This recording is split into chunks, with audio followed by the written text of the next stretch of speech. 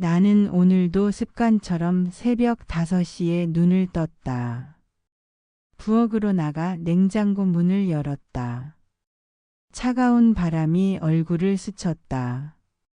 그러나 안을 들여다보자 가슴이 서늘해졌다. 칸마다 채워져 있어야 할 음식은 없고 반쯤 마른 채소, 유통기한이 다 된 요구르트, 그리고 며느리가 남긴 메모 하나가 붙어 있었다. 어머니, 오늘도 애학원 데려다 주세요. 빨래는 흰색, 검은색 분리. 저녁은 6시에. 튀김 설탕은 금지. 나는 한참 동안 그 종이를 들여다보았다. 글씨는 단정했지만 문장 끝마다 마침표 대신 날카로운 못이 박혀 있는 것처럼 느껴졌다. 부탁합니다 라는 말도 고맙습니다 라는 말도 없었다. 그저 해야 할 일을 적어놓은 업무 지시서 같았다. 냉장고 속을 다시 들여다보며 속으로 중얼거렸다. 여긴 나를 위한 게 하나도 없구나. 아이들이 좋아하는 요거트, 며느리가 챙겨두는 샐러드, 채소. 하지만 내 입맛에 맞는 된장이나 고등어 한 마리는 없었다. 내가 주방의 주인인 줄 알았는데 사실 나는 이 집의 손님보다도 못한 존재였다. 점심 무렵 아들 준호에게서 전화가 왔다. 엄마, 이번 달까지만 좀 도와주면 안 될까? 가게 월세가 모자라. 나는 이미 여러 번 빌려줬고 그때마다 피 같은 돈이 사라졌다. 남편이 세상을 뜬 후 내 이름의 도장은 늘 가족의 구멍을 막는 데 먼저 쓰였다. 내가 번 돈, 내가 모은 적금은 내 노후가 아니라 그들의 부족분을 메우는 화수분이 되었다. 저녁 무렵 며느리가 돌아왔다. 어머니, 빨래는 다 하셨어요. 저녁은요? 그 말투는 고맙다기보다는 검사에 가까웠다. 내가 하루 동안 어떤 기분이었는지, 어떤 생각을 했는지는 중요하지 않았다. 며느리에게 중요한 건 단 하나, 내가 일을 했는지 안 했는지였다. 청국장 냄새가 퍼지자 아이들이 얼굴을 찡그렸다. 할머니, 이거 냄새 이상해요. 그 말에 며느리는 한술 더 떠 말했다. 어머니, 아이들이 입맛에 안 맞아 해요. 다음부터는 순한 국으로 해주세요. 내가 평생 먹고 살아온 청국장이 냄새 이상한 음식이 되어버린 것이다. 내 입맛, 내 습관, 내 삶은 이 집에서 더 이상 환영받지 않았다. 나는 주방에 홀로 앉아 창 밖을 보았다. 그때 다시 들렸다. 냉장고의 낮고 긴 숨소리. 여기엔 내가 없다. 너의 자리는 비워져 있다. 나도 내 이름으로 살아야 한다고. 그렇지 않으면 나는 이 집의 그림자로 사라지고 말 것이다. 나는 평생을 비누 냄새와 함께 살아왔다. 젖은 손바닥 위에서 미끄러지는 하얀 비누 조각, 거품 사이로 번지는 알싸한 향. 그건 내 인생의 냄새이자 내 노동의 역사였다. 어릴 적 어머니는 늘 마당에서 빨랫방망이를 들고 계셨다. 미자야, 빨래는 힘들어도 정성이야. 옷을 문지르는 게 아니라 사람의 하루를 닦아주는 거다. 그 말이 아직도 귀에 남아있다. 결혼 후에도 남편의 작업복은 내 손에서 새 옷처럼 다시 태어났다. 기름때가 잔뜩 뺀 바지, 먼지로 눌린 셔츠. 나는 무릎을 꿇고 손가락 마디가 부르트도록 문질렀다. 아이러니하게도 남편은 깨끗한 옷을 입고 집을 나가 다른 여자와 웃고 있었다는 사실을 나는 나중에서야 알았다. 하지만 그때도 나는 빨랫 비누를 놓지 않았다. 왜냐하면 옷은 남편의 것이 아니라 가족의 체면이라 믿었기 때문이다. 세탁기가 대중화된 뒤에도 나는 손빨래를 고집했다. 세탁조 안에서 아무리 돌려도 손끝으로 쥐고 비벼내는 감각만큼은 따라올 수 없었다. 나는 그것을 내 방식의 정직함이라고 믿었다. 그러나 어느 날 며느리 수진이 내게 말했다. 어머니, 세탁기 돌리면 되지. 왜 또 손빨래 하세요? 나는 대답하지 못했다. 내가 붙잡고 있던 건 사실 빨랫 비누가 아니라 내가 아직 필요하다는 증거였기 때문이다. 손녀 유나가 어느 날 내 손등을 보며 말했다. 할머니, 여기는 왜 하얗게 쓸렸어? 하얀 가루 묻은 것 같아. 나는 얼른 웃으며 손을 감췄다. 사실 그건 비누에 닳아 없어진 살점 자국이었다. 한겨울에도 물에 손을 담가 빨래를 비비면 피부가 트고 갈라졌다. 거기에 비누가 스며들어 흰 상처처럼 남은 것이다. 나는 아이에게 차마 말하지 못했다. 그건 단순한 상처가 아니라 내가 스스로를 깎아낸 흔적이라는 걸. 어느 날은 내가 두꺼운 이불을 베란다에 걸어두고 겨우 짜내고 있는데 며느리가 말없이 나를 지켜보더니 말했다. 어머니, 그런 건 세탁소에 맡기면 되잖아요. 왜 굳이 힘들게 하세요? 하지만 그 순간 나는 묘한 서러움이 치밀어 올랐다. 그녀에게는 그저 힘든 일을 하지 않으면 되는 것이었지만 내게는 쓸모를 잃는 일이었기 때문이다. 빨랫 비누는 단순한 세제 그 이상이었다. 그건 내 존재의 무게였다.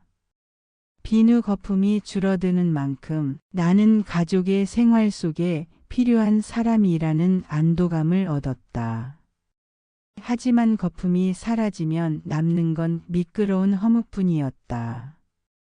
오늘도 베란다에 널린 옷들 사이로 바람이 불었다. 그 바람에 흔들리는 하얀 와이셔츠와 아이들 체육복을 보면서 나는 문득 생각했다. 나는 평생 다른 사람의 때를 지우느라 내 삶의 얼룩은 지우지 못했구나. 빨랫 비누는 언제나 무심하게 달아갔고 그 조각은 갈수록 작아졌다.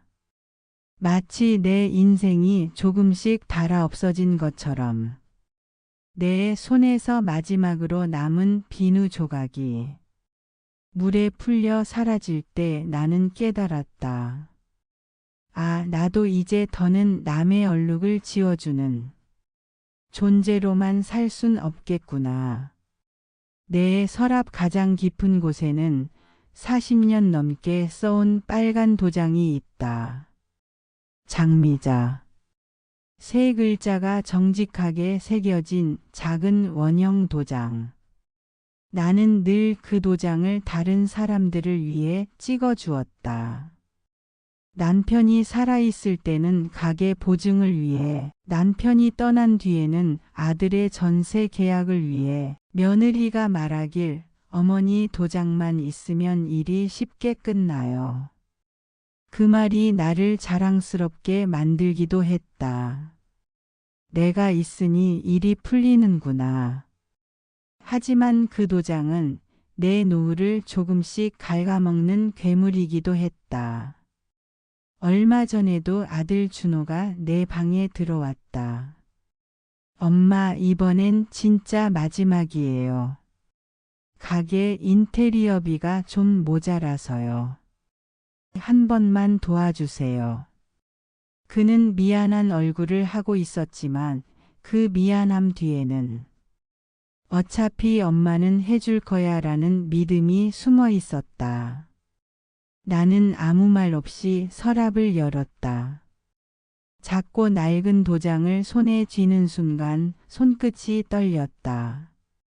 도장은 가볍지만 그 위에 실린 세월의 무게는 이루 말할 수 없다. 찍을 때마다 잉크는 내 피 같았고 도장 자국은 내 삶에서 지워지는 무늬 같았다. 며칠 뒤 아들을 따라 은행에 갔다.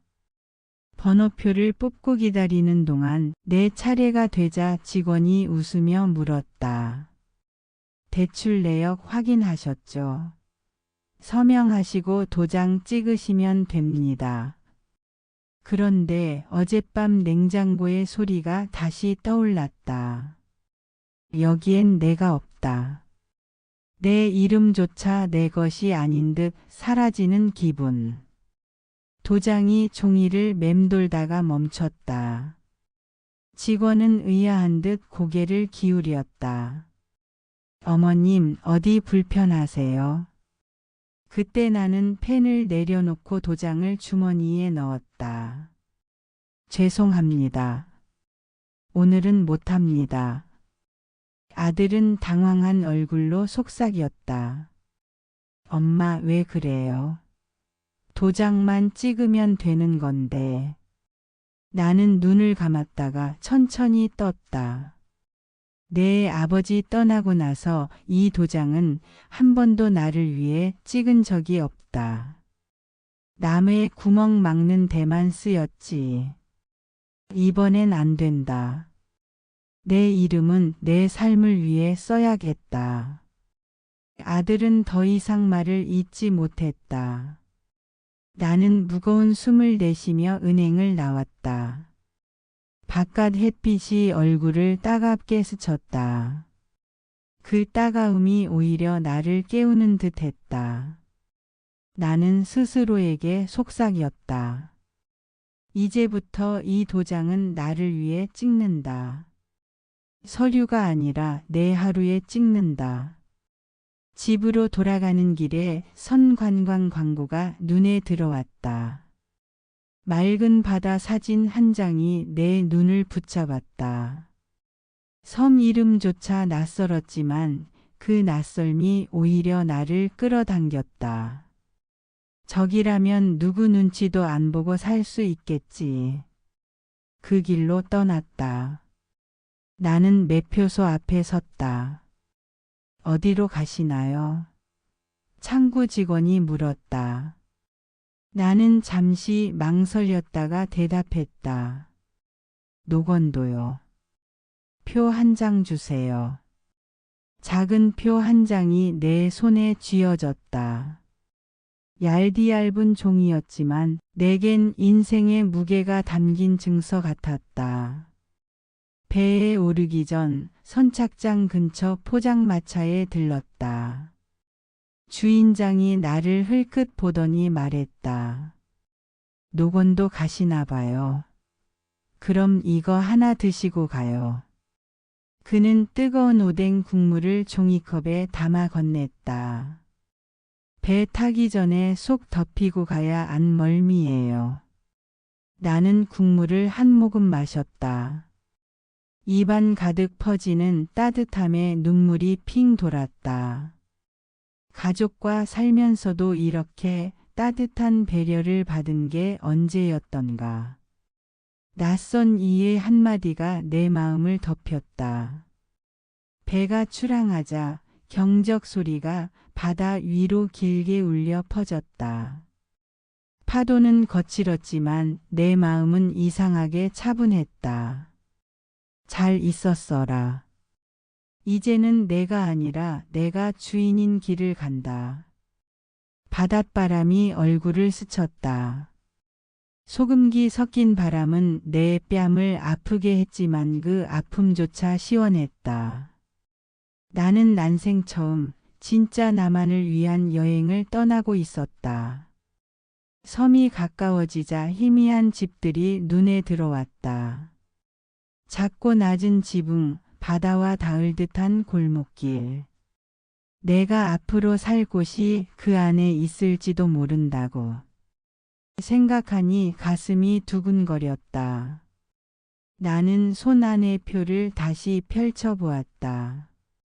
얇은 종이에 새겨진 글자들이 내게 속삭였다. 이제 내 차례다. 내 삶은 내가 정한다. 섬에 도착한 지 사흘째 되는 날 나는 낡은 가게를 인수했다.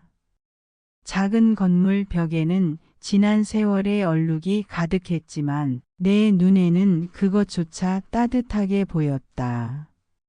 내 손으로 꾸밀 첫 공간이라는 사실이 마음을 설레게 했다. 나는 먼지를 닦고 벽에 희미하게 남아있던 낡은 간판을 떼어냈다. 새로 걸린 간판에는 손글씨로 또렷하게 적었다. 파도 책방. 바다의 파도가 끊임없이 밀려오고 물러가듯 책과 사람의 이야기도 오가길 바라는 마음을 담았다. 반쯤은 서점, 반쯤은 찻집으로 꾸며 작은 테이블과 의자도 몇 개 놓았다. 커피 대신 나는 대추차, 보리차, 국화차를 준비했다. 사람들이 몸을 덮이며 천천히 책장을 넘기길 바랐다. 창문을 활짝 열자 바닷바람이 책장을 넘기듯 실내를 휘돌았다. 책에서 나는 종이 냄새와 대추차의 달큰한 향이 섞여 마치 내 인생이 새로운 페이지로 넘어가는 듯했다. 첫 손님은 비에 젖은 중학생이었다.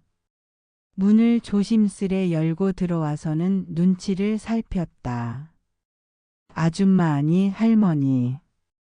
혹시 시집 있어요? 학교 숙제인데 어려운 건 말고요. 나는 책장을 뒤적여 유한진의 얇은 시집 한 권을 꺼냈다. 이거 어떠니? 읽기는 쉽지만 마음은 깊어지는 책이야. 그리고 따뜻한 보리차 한 잔을 건넸다. 숙제는 숙제대로 하고 몸은 따뜻해야 하니까. 아이는 차를 두 손으로 감싸쥐며 살짝 웃었다. 그 미소 하나가 내 새로운 출발을 축복해 주는 듯 했다. 두 번째 손님은 검은 우산을 든 중년 남자였다. 옷차림이 정갈했지만 얼굴엔 피로가 묻어 있었다. 그는 말없이 의자에 앉더니 물었다. 차는 뭐가 좋을까요? 나는 잠시 그를 바라보다가 말했다.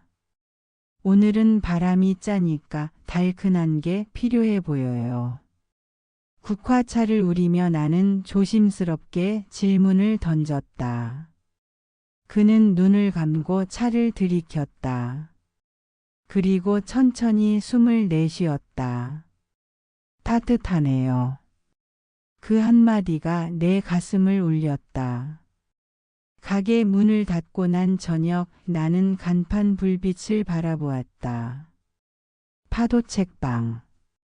낡은 골목에 내 이름 같은 빛이 걸려 있었다.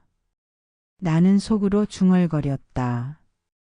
이제 나는 남의 부탁에 도장 찍는 사람이 아니라 내 이름으로 책을 펼치는 사람이다. 밤바다에서 밀려오는 파도 소리가 대답처럼 들려왔다. 그래, 이제 내 삶을 써 내려가라. 섬에 내려온 지 어느덧 석 달이 흘렀다. 아침마다 바닷가를 걸으며 산책을 하고 낮에는 책방 문을 열었다.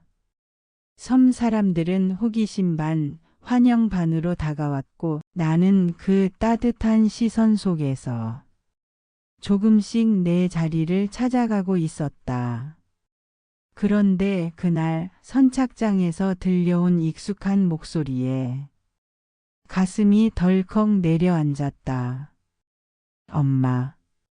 고개를 들자 아들 준호가 서 있었다. 그 옆에는 며느리 수진 그리고 손주 둘이 서 있었다. 웬일이니 연락도 없이. 책방 안에 들어온 가족은 어색하게 자리를 잡았다. 아이들은 반가운 듯 달려와 내 품에 안겼지만 며느리의 표정은 굳어 있었다. 아들은 연신 손을 만지작거리며 말을 꺼냈다. 엄마, 그냥 보고 싶어서 왔어요. 나는 차를 데우며 대답했다. 그래, 잘 왔다. 차 한 잔 마시자꾸나. 국화차 향이 가게 안에 퍼졌지만 공기는 여전히 무거웠다. 조심스럽게 며느리가 입을 열었다. 어머니, 사실 저희 요즘 많이 힘들어요. 친정에서 지내고 있는데 솔직히 눈치가 너무 보여요. 아이들도 적응 못하고.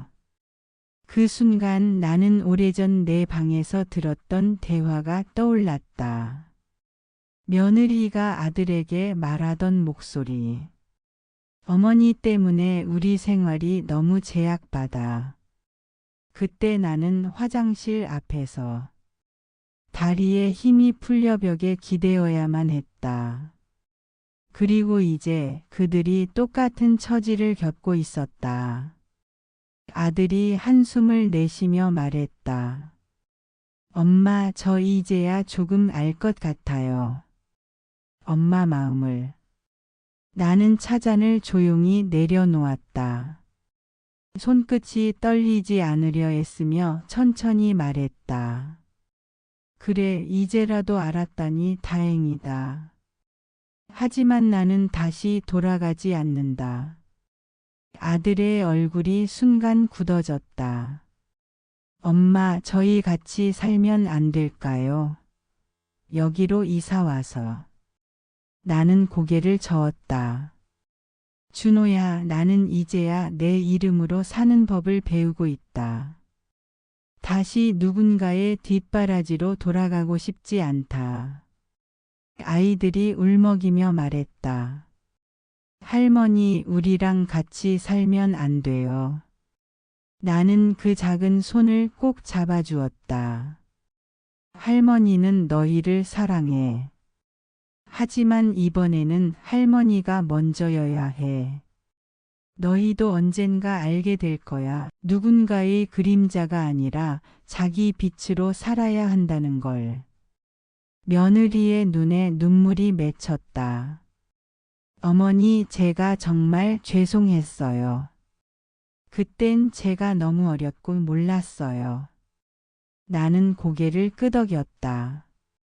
미안하다는 말보다 중요한 건 앞으로 어떻게 사느냐야. 너희가 서로를 존중하고 진짜 가족으로 살아가는 것. 그게 내가 바라는 전부다. 잠시 침묵이 흘렀다. 내 마음 한편에서는 여전히 흔들림이 있었다. 손주들의 눈망울, 아들의 고개 숙인 모습. 그러나 또렷하게 다짐했다. 나는 이제 내 그림자가 아니라 내 빛으로 산다. 그날 밤 아들 가족들이 배를 타고 돌아갔다. 나는 부두에서 등을 돌리며 책방으로 걸어왔다. 등 뒤에서 아이들이 손 흔드는 모습이 보였지만 눈물이 앞을 가려 자세히 보지 못했다. 책방 문을 닫으며 나는 스스로에게 속삭였다. 찾아온 그림자가 내 삶을 덮게 두지 않겠다. 이곳은 이제 나를 위한 집이다. 그날 이후 아들 준호는 자주 연락을 해왔다. 엄마, 이번 주말에 또 찾아뵈도 될까요? 나는 망설였다. 내 마음 한켠에서는 여전히 가족의 목소리를 그리워했지만 동시에 다시 예전의 그림자로 돌아가고 싶지 않았다. 결국 나는 준호와 수진에게 따뜻한 대추차를 내어주며 말했다. 오늘은 우리 솔직하게 이야기하자. 그리고 앞으로의 조건을 정하자. 준호가 고개를 끄덕였다. 수진도 긴장한 듯 두 손을 꼭 모았다. 첫째, 내 도장은 이제 나를 위해서만 찍는다. 보증, 계약, 돈 문제는 더 이상 맡기지 마라. 나는 내 이름의 무게를 이제야 되찾았다. 준호는 얼굴이 붉어졌다. 엄마, 그건 네, 알겠어요. 둘째, 내 시간은 내가 정한다. 부탁하려면 부탁의 말부터 하거라.